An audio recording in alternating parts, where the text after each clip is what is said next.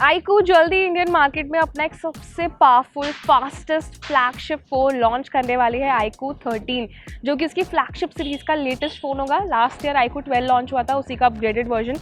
वैसे मैं आपको बता देती हूँ, iQOO 13 में मैंने बहुत सारे वीडियोज़ बनाए और दिन पे दिन ना ये फ़ोन इतना ज़्यादा ट्रेंड में कि लेटेस्ट अपडेट्स आ रहे हैं, नए फीचर्स रिवील हो रहे हैं और यूज़र्स iQOO 13 के ऑफिशियल लॉन्च को लेकर काफ़ी ज़्यादा एक्साइटेड है। अब मैं आपकी एक्साइटमेंट को थोड़ा सा और बढ़ाती हूँ और मैं आपको बताऊंगी कि ऑफिशियली ये फ़ोन इंडिया में दिसंबर के फर्स्ट वीक में लॉन्च किया जाएगा। और उससे पहले मैं आपको बताती हूँ कि ये सीरीज़ चाइना में ऑफिशियली लॉन्च हो चुकी है। सो iQOO या ऐसे जितने भी बड़े टेक ब्रांड्स हैं ना, इनके फ़ोन सबसे पहले चाइना मार्केट्स में लॉन्च किए जाते हैं, उसके बाद ही ग्लोबल मार्केट्स में आते हैं, इंडियन मार्केट में लॉन्च किए जाते हैं। सो जो चाइना वेरिएंट होता है ना, उससे काफ़ी हद तक कुछ मिलते जुलते फीचर्स होते हैं इंडियन वेरिएंट के। लेकिन मैं आपको बताती हूँ कि इस बार अंदाज़ा ये लगाया जा रहा है कि इंडियन वेरिएंट में जो फीचर्स मिलने वाले हैं वो जो चाइना वेरिएंट है ना, उसके मुकाबले थोड़े डिफरेंट हो सकते हैं। जैसे iQOO 13 चाइना में लॉन्च हुआ 6150 mAh की बैटरी के साथ, तो सबसे बड़ा चेंज होगा इंडियन वेरिएंट में वो बैटरी फीचर्स में होगा। सो माना जा रहा है जो iQOO 13 इंडियन मार्केट्स में लॉन्च किया जाएगा, उसमें स्लाइटली आपको एक छोटा बैटरी साइज़ दिया जाएगा, तो उसमें मैक्स आपको 6000 mAh की बैटरी मिल सकती है।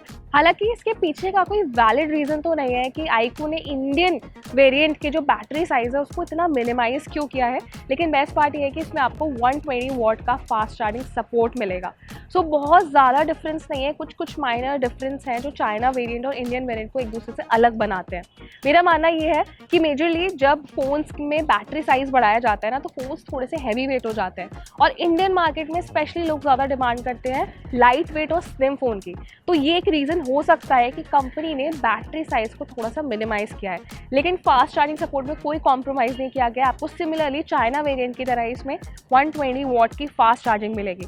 अब बेस्ट पार्ट ये है कि iQOO के लॉन्च होने से पहले ना कंपनी ने इसके कुछ ऑफिशियल फीचर्स को पहले से रिलीज़ कर दिया था। जैसे इसका फर्स्ट लुक रिलीज़ किया गया, देखने में iQOO 13 काफ़ी हद तक आईफोन की तरह डिज़ाइन किया गया है। जैसे लास्ट टाइम हमने देखा था कर्व डिस्प्ले और थोड़ा सा फ़ोन जो है वो स्लिम आता था, फ्लैट एजेस नहीं थे, लेकिन इस बार iQOO 13 में आपको फ्लैट एजेस मिलते हैं जो काफ़ी हद तक देखने में आईफोन वाला लुक लेता है। हालांकि आप देख सकते हैं जो चाइना वेरिएंट का डिज़ाइन है ना, वो जैसे पहले iQOO 12 हुआ था उससे कम्प्लीटली चेंज्ड है।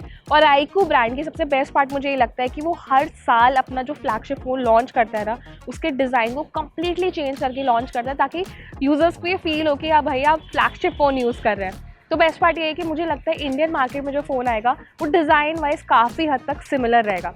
अब ये फ़ोन सबसे बेस्ट फ़ोन इसलिए भी है क्योंकि ये पहला iQOO का फ़ोन है जिसे स्नैपड्रैगन 8 एलीट चिपसेट के साथ लॉन्च किया गया है। सो मैं आपको स्पेसिफिकली बता देती हूँ, क्वालकॉम का अभी तक का सबसे फास्ट प्रोसेसर है और iQOO 13 ऐसा पहला फ़ोन होगा इंडियन मार्केट में जो इतने हैवी प्रोसेसर के साथ लॉन्च किया जाएगा। और ये भी एक मेन रीज़न है कि ये फ़ोन इस टाइम इतना ज़्यादा ट्रेंड में है।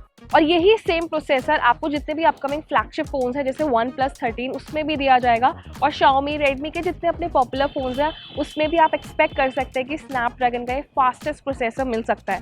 साथ ही में इसमें Q2 गेमिंग प्रोसेसर भी ऐड किया जाएगा। ये तो आपको पता होगा कि iQOO के फ़ोन्स डेडिकेटेडली अपने गेमिंग परफॉर्मेंस के लिए जाने जाते हैं, तो इस फ़ोन में जो Q2 गेमिंग प्रोसेसर दिया गया है ना, इससे आपको नेक्स्ट लेवल गेमिंग परफॉर्मेंस मिलेगी। तो ये फीचर भी चाइना वेरिएंट से सिमिलर है, चाइना वेरिएंट में भी आपको सेम प्रोसेसर ही दिया गया है। अब नेक्स्ट आता है इसके डिस्प्ले फीचर्स पे।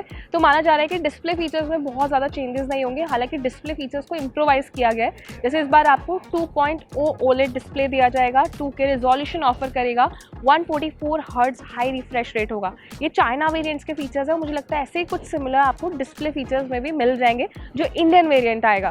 इसके बाद नेक्स्ट हाईलाइट है कि ये फुली वाटर प्रोटेक्टेड फ़ोन होगा। हालांकि अभी ऑफिशियल नहीं है कि इसमें IP68 रेटिंग मिलेगी, IP69 रेटिंग मिलेगी। सो मेजरली हो सकता है कंपनी दोनों ही रेटिंग्स ऑफर कर सकती है, लेकिन बेस्ट पार्ट है कि चाइना वेरिएंट की तरह इंडियन वेरिएंट भी हाईली वाटर प्रोटेक्टेड फ़ोन होने वाला है। अब जहाँ परफॉर्मेंस की बात आती है वहाँ हम रैम और स्टोरेज की भी बात करेंगे। तो इसमें आपको 1 TB स्टोरेज मिल सकती है और स्टोरेज होगी UFS 4.0 जो कि लेटेस्ट स्टोरेज सपोर्ट है। अब इसके बाद जो नेक्स्ट अपग्रेड है वो है कि फ़ोन Android 15 अपडेट के साथ आएगा। सो जो चाइना वेरिएंट लॉन्च किया गया है उसमें लेटेस्ट Android 15 अपडेट दिया गया है, और इंडियन मार्केट में लॉन्च होने वाला भी ऐसा कुछ पहले फ़ोन्स में से होगा जिसमें Android 15 अपडेट फीचर्स दिए जाएंगे। सो बेस्ट पार्ट ये है कि भाई चाइना वेरिएंट से इंडियन वेरिएंट में जो स्लाइटली डिफरेंस रहेगा वो होगा बैटरी को लेकर। हालांकि इसके पीछे का मैंने बोला कि ऑफिशियल रीज़न अभी रिलीज़ नहीं हुआ है, लेकिन लेट्स सी, हो सकता है मे बी कंपनी इसका प्राइस जो है वो चाइना वेरिएंट से थोड़ा कम कर दे। जैसे चाइना मार्केट्स में ये फ़ोन लॉन्च किया गया है 3,999 युआन के प्राइस में, जो कि अगर आप इंडियन प्राइस में कन्वर्ट करते हैं तो ये हो जाता है 47,000 रुपीज़, जो कि इसके बेस मॉडल का प्राइस है। तो मुझे लगता है कंपनी अगर बैटरी फीचर्स में थोड़ा कॉम्प्रोमाइज़ करी तो हो सकता है शायद प्राइस भी थोड़ा स्लाइटली कम रखा जाए। अब इसी के बाद जो उसका टॉप मॉडल जाता है जिसमें आपको 16 GB रैम और 1 TB स्टोरेज मिलती है, उसका प्राइस हो सकता है 5,100 युआन, और ये इसका हाईएस्ट प्राइस आता है 61,000। सो iQOO सीरीज़ जब भी इंडियन मार्केट में लॉन्च होती है तो वैसे स्लाइटली काफ़ी एक्सपेंसिव प्राइस में लॉन्च होती है। तो अब देखना ये कि iQOO 13 का प्राइस क्या चाइना प्राइस से सिमिलर होगा।